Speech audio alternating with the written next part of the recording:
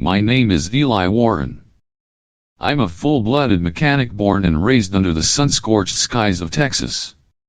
I worked at an old repair bay on the outskirts of Houston, a place where mornings began with the hum of motors and ended with the smell of grease lingering in the air. My life was simple, repetitive, unremarkable, and I never cared much for anything dramatic.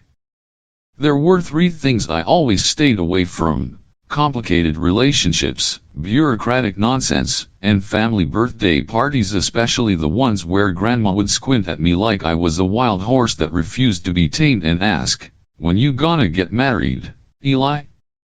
I usually dodged that question. Said I was busy. But this year was different. Grandma was turning 90. I figured I should be there.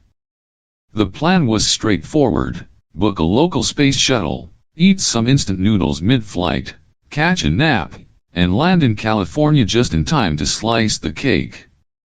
That was before I accidentally signed up for an interstellar dating app. Yeah. It happened during a drunken haze after a 26-hour shift. I was at a dive bar near the station when I saw a machine tucked in the corner, looking like a retrofitted ATM stolen from a retired spacecraft. The glowing letters on the screen read, "Love Beyond Light, find your soulmate from 8,000 star systems." I laughed. I thought it was a joke. Probably some prank by the bartender. But I was drunk. And when you're drunk, you do dumb things your sober self would never dare. So I stumbled over, punched in a few random preferences: tall, purple skin, silver hair, no drama, must enjoy cuddling and, of course, doesn't nag. I hit I agree. Moments later, I face-planted into a cold burrito and blacked out. When I woke up, I wasn't in Texas anymore. I was lying inside an unfamiliar pod, humming softly like a lullaby made of static. No workshop buzz, no intercom beeps, no smell of scorched wire. Just a vast sky of midnight black outside the window, filled with slow drifting lights that spun like a deranged screensaver. And then I saw them. Two women. Or, beings shaped like women. But calling them women felt like calling the sun a flashlight. It didn't even come close. One wore a silver crown that shimmered like frozen starlight. Her eyes were as sharp as blades, her skin glowing faint violet, and she stood perfectly straight, radiating command like royalty sculpted into life. The other had short, messy hair, a sleeveless battlesuit, and a grin that looked like it could ignite a solar flare. She was beautiful, wildly so, but in a way that made you feel like a challenge, not a prize. "You are the chosen," the crown once said, her voice like an orchestra pressed into a single breath. "To marry me," the other chimed in with a smirk, "and if my sister thinks she can hog you, I'm officially claiming wife rights too." I nearly vomited. I just wanted to eat birthday cake with grandma. That was when I learned I had unintentionally triggered an ancient interstellar rite known as the Tricore Bond, a sacred link that required one human, genetically and emotionally compatible, to bond with one, or both, members of the royal bloodline to activate the planet's central energy core. The core powered Cyralux's planetary defense grid. Without it, they'd fall to the Tyros Empire. Why me? I wasn't a hero. I was a mechanic. I fixed hull plates, calibrated engine rotors, and sometimes unclogged exhaust vents with a screwdriver and a prayer. But somewhere in my drunken stupor, I'd given biological consent. And under Galactic Law 792G, biometric confirmation even while intoxicated was legally binding. They brought me to the palace. A massive citadel hovering above the sky, anchored by nothing but the pull of gravity warping light. The architecture was impossible. Towers spun slowly on their own axis, crystal bridges floated over cities suspended in midair, and time seemed to flex around the marble platforms we walked on. Below us, the planet spun slowly, bathed in colors no human language could name. They told me this. If I completed the 3-day trials, I could choose my fate: either return home, or officially become the Royal Link, the first Terran consort in their history. If I failed, not only would I die, but Cyralux would be unprotected. The sisters would lose their throne, and the entire system would burn. And the strangest thing? I didn't hate the idea. Maybe it was their eyes. The way they looked at me, not like a pawn, not like a relic, but like something rare, unexpected. Maybe, for the first time in my life, I felt like I wasn't out of place. I felt chosen. My first full day on Cyralux didn't begin with coffee. It began with an intergalactic diplomatic ceremony. A synthetic handmaidenized-like cut obsidian entered my quarters at dawn, carrying a suit woven from liquid light. I swear, each fiber pulsed like a tiny wire of thought. When I touched it, I felt a soft electric tingle crawl up my spine, as if the fabric itself whispered in a frequency only my skin could hear. Thea was the one who brought me to the main hall. She whistled a half-jazz, half-military tune as she walked, casting me slight glances like she was leading a puppy out of the kennel for the first time. "What am I about to walk into?" I asked, half dreading the answer. "You're being presented," she said casually, "to 7 of the most powerful alien species in this galactic quadrant. They want to know what kind of disaster Cyralux has bonded with. Don't worry. Just breathe." I thought she was joking until I stepped into the chamber. It wasn't a room. It was a cosmos stitched into a dome. The ceiling opened into moving starlight, a slow-motion spiral of galaxies projected in real time. The floor reflected it all like obsidian glass. Floating platforms held delegations of all shapes and impossibilities, wisps of living smoke, sentient geometry, creatures that pulsed with sound instead of voice, even a floating patch of moss communicating in fractals. I froze. I was just a mechanic. But they were looking at me expectantly. And then, something clicked. A voice in my head, my own, but more confident, began to whisper words I didn't know I knew. They'd fitted me with a thought band, some neural translator implanted at some point while I'd been unconscious. Now, it was feeding me linguistic protocols, cultural etiquette, and essential survival phrases in a dozen forms of sentient communication. I breathed in, bowed, and I spoke. I greeted them in their own languages, or something close enough to earn respectful flashes of color, echoes of tone, and even a deep-toned hum from a crystalline cloud thing that, I later learned, rarely acknowledged lower species.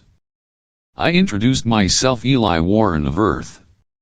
I told them I didn't know why I was chosen, but I wasn't going to run. I wasn't going to be dead weight. I would stand, even if I didn't understand all of this yet. There was a moment of silence. Then, a ripple of light shimmered from the ovular smoke being. A sign of respect. Others responded, nodding, pulsing, shifting tone. It wasn't applause, but it felt like it. I felt seen. Thea whispered behind me, "Not bad, Earth boy. I bet you'd faint halfway through. Guess I owe someone 10 credits."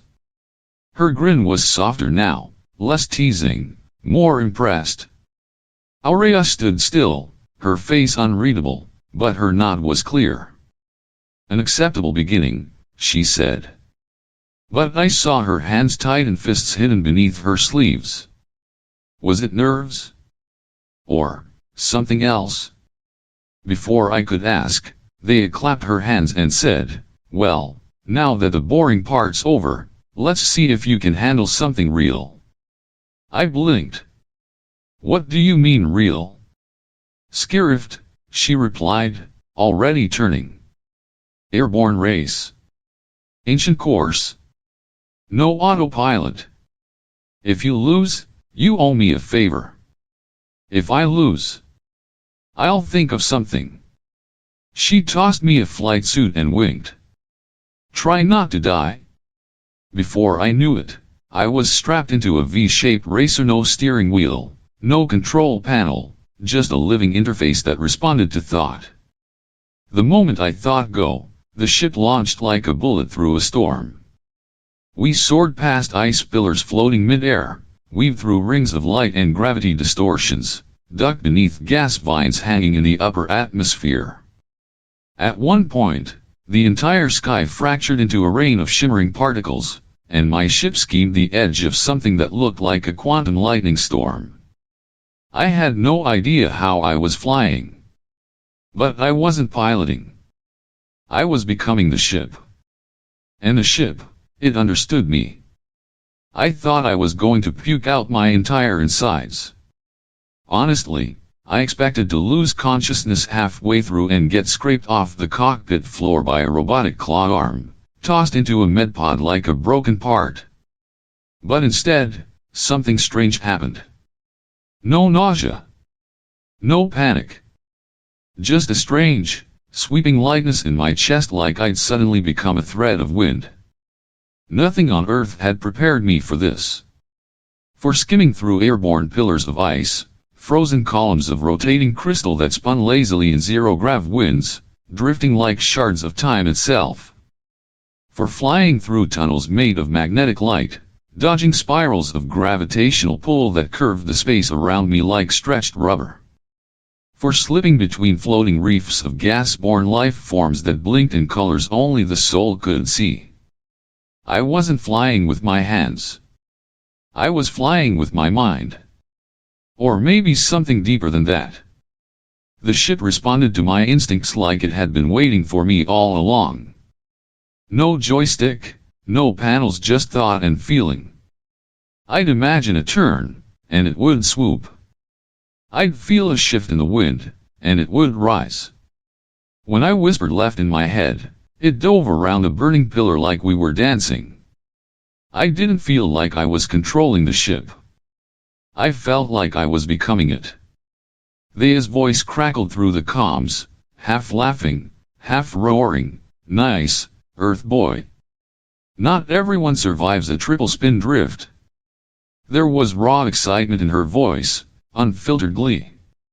I shouted back, "I've never done this before. I don't even know where the damn landing switch is." She didn't reply.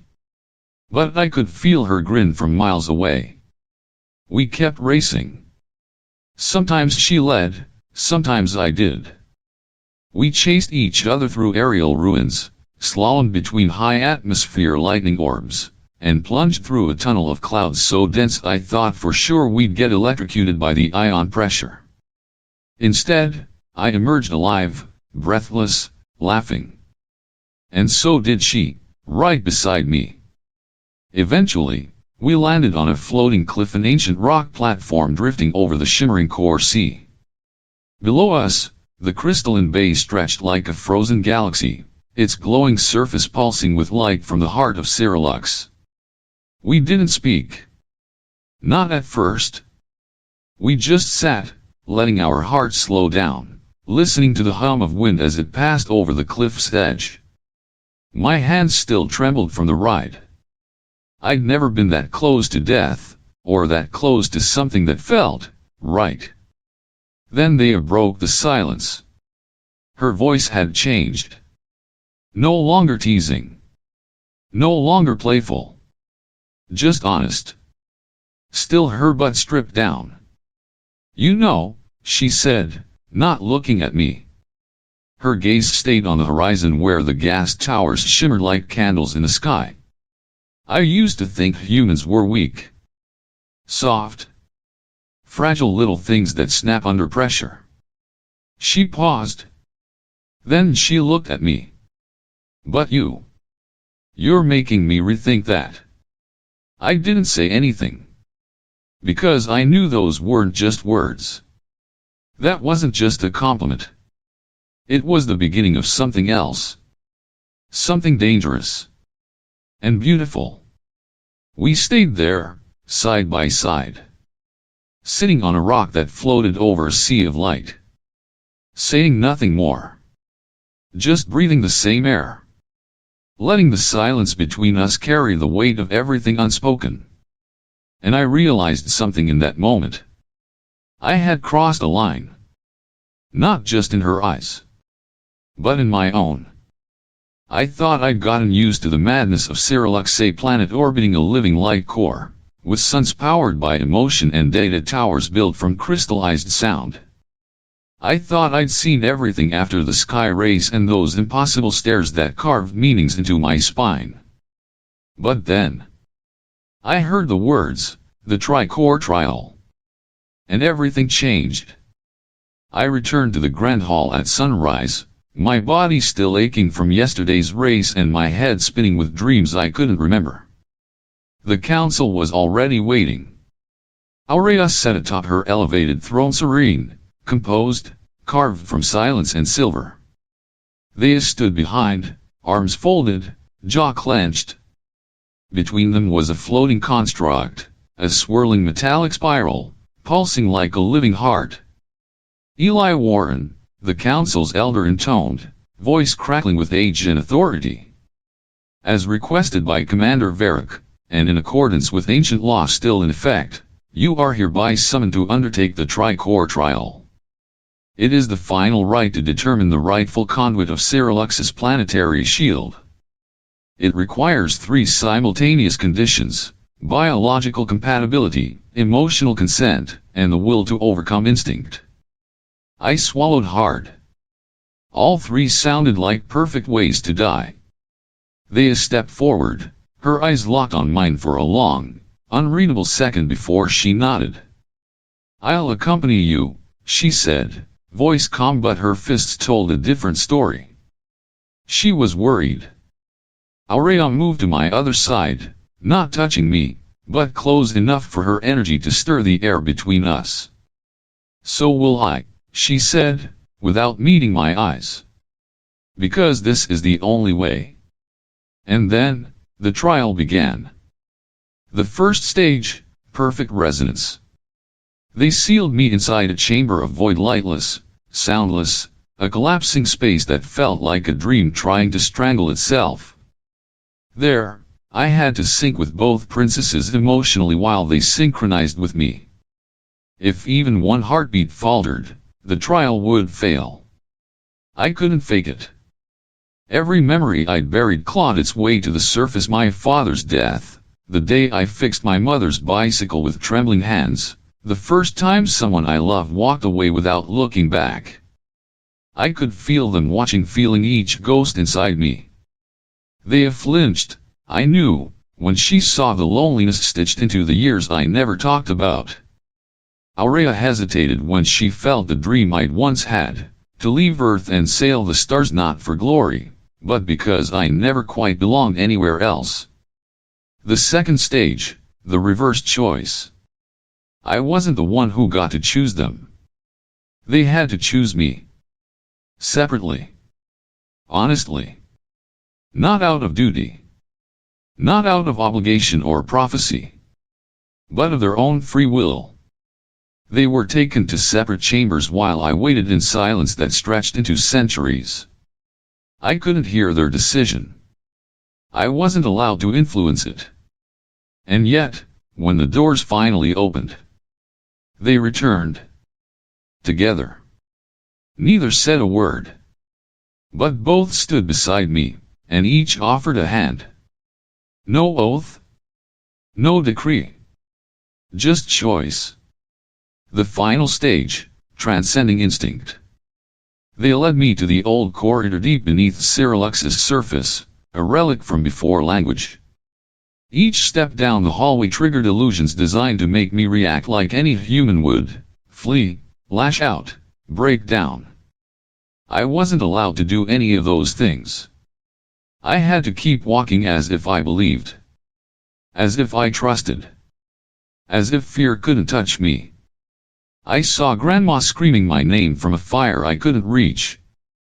I saw my own hands red with guilt after an explosion in the old workshop one I'd caused through fatigue. I saw myself, alone. Caught between two women who could never love me back the way I loved them. Each vision clawed at my instinct to run. But I didn't. I walked. My heart thundered. My throat burned. But I didn't stop. Because I knew if I stopped believing, I wouldn't be the only one who'd fall. They would fall with me. And then, the light shattered. A pulse burst from beneath our feet, surging upward. 3 strands of brilliance, mine, theirs, Aurea's, rose, and spiraled, slow at first, then faster, weaving into a helix that pierced the ceiling. For the first time in 1,000 years, the tri-core connection was achieved. Not by a prince. Not by a warrior. By me. I turned to my right, Dea, drenched in sweat, her lips parted in awe, eyes soft with something close to reverence. She didn't speak. Just placed her hand on my shoulder. A silent vow. Then I turned left. Aurea stood still, her posture flawless, but her eyes, those eyes finally let go of something she'd been holding onto too tightly for too long. For the first time, I understood what I meant to both of them. And in that moment, I also understood. I had chosen them too. I thought the trial was over. I thought the light bursting from our intertwined energy strands was a celebration, a final seal to an ancient rite finally fulfilled. I thought I could breathe, just for a moment. But I forgot one thing. The most beautiful truths are always tested one last time by those who can't bear to lose. We had barely stepped out from the core chamber when Varric was already waiting. And he wasn't alone. Behind him stood rows upon rows of silent, silver-armored figures, not soldiers, but annihilators. Machines designed to dismantle planetary infrastructure with surgical precision. They didn't conquer by fire. They erased with silence. You passed the trial, Varric said, voice low and guttural like shifting tectonic plates. But trials are bendable. He took a step forward. His eyes shimmered violet. I don't need your shield. I need control. And you, Earthling, you are nothing but a dice the Council rolled in desperation. But the game's over. Aurea stepped up, her crown glinting in a filtered light. You would betray the Galactic Accord. I don't need accords, Varric snapped. I have leverage. He raised a data shard. Inscribed with forbidden glyphs. I have someone inside. The words hit like a blade. And then the truth shattered everything. One of the Council, one I trusted, had sold internal trial data to Tyros. The same elder who'd given me the first emotional resonance reader. He had tampered with the device, prepared to alter our sync if necessary. If I had failed even slightly, they would have used it to declare me unfit and replace me with a synthetic candidate. They accursed, her hand already on her plasma dagger. Aurea didn't flinch, but I saw the fracture in her gaze. Not fear. Not weakness. Disappointment. The kind that stings worse than any wound. We were surrounded. Above us, Tyros warships loomed like vultures circling a wounded moon. I had no weapons. No armor. I wasn't a warrior. I was just a mechanic. And yet, in that moment I realized something. I could step back. I could stay silent. I could be the outsider they expected. Or I could be what no one in this galaxy had ever seen coming. I stepped forward. Between Aurea and Thea. My heart was pounding, my throat dry, but I stepped. No shield. No blade. Just me. I placed my hand over my chest, over the place where the core had touched me. And I remembered. Every laugh. Every silence. Every glance from them that told me I wasn't just here by accident. And I called to it. Not with voice. With memory. With belief. The core responded. A pulse of light erupted from within me, not projected by tech, but by bond. By will. By truth. It cracked the air, shook the stone, and shattered the ceiling dome above the chamber. I shouted not to them. To everyone watching. The ships. The council. The galaxy. You didn't choose me. I turned to Aurea. Then they. They did. I pointed at them both. I'm no one. But that's the point. I own no bloodline. I bend to no crown. And I don't ask permission to fight for what I love. And the core, awakened. For the first time in history, it activated without calibration. Without override codes. Just 3 hearts, beating in resonance. A planetary defense shield exploded from the ground, spiraling into the sky like a phoenix born of light and defiance. It carved through Tyro's warships, disabling anything tied to their command signal. One by one, their systems went dark. The annihilators collapsed, their circuits fried. No one fought. We just stood. Because the truth didn't need soldiers. Just one voice brave enough to speak it. The council rose silent at first. Then a single hand clapped. Another. Then more. I didn't know if applause meant the same thing out here. But I heard it. And I felt it. They weren't clapping for a human. They were clapping because they remembered what it meant to believe in one. Varric was arrested. Not by fire or blades but by consequences. I turned. Aurea stood tall but her eyes shimmered, glassy and real. The kind of tears you only allow when you're no longer afraid to feel. They just hugged me. From behind. Arms tight. Wordless. It wasn't a hug of celebration. It was relief. Trust. And maybe, something deeper. And me? I wasn't a mechanic anymore. I was the choice this galaxy never saw coming. The shockwave from Cyralux's core pulsed across the galaxy. In observation outposts far from our system, blinking lights exploded across command panels. Broadcasts scrambled. Emergency alerts flooded every comms line. And the story spread like wildfire. A human and outsider activated the core of Cyralux with nothing but his will. No machinery. No divine birthright. Just resonance. Just truth. Just 3 hearts that refused to break apart. I can't remember who hugged me first. Maybe it was they, always impulsive, never asking for permission. Or maybe it was Aurea who, despite everything, stepped forward and let go of ceremony. I don't know. But I remember the feeling. It wasn't victory. It was peace. For the first time in my life, I felt, in place. Like I'd been stumbling through the wrong sky for years, and someone had finally opened a window to where I belonged. I became the first human in history to bond with both royal members of Cyralux's core triad. Not as a husband. Not as a trophy. As a choice. Ours. Not theirs. Not the council's. Ours. Not a love triangle. A triangle of love. 3 edges, 3 pulses, 1 shared truth. None of us above. None below. Just equal. Balanced like 3 planets orbiting each other without crashing. Aurea, once the embodiment of order, now sometimes smiled.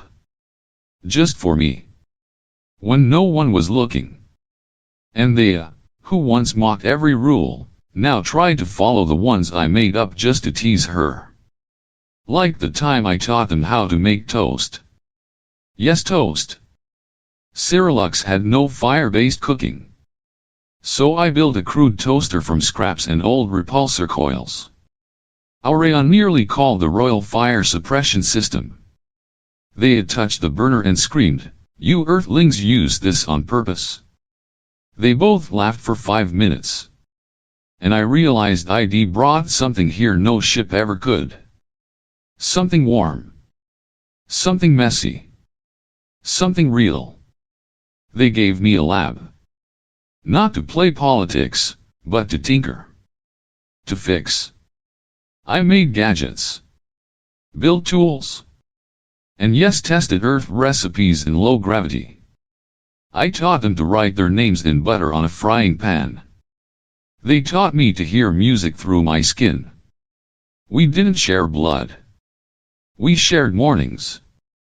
We shared silence. We shared something more sacred than lineage. Months passed. I recorded a message for my grandma. Cyralux didn't allow real-time calls yet, but audio files still got through.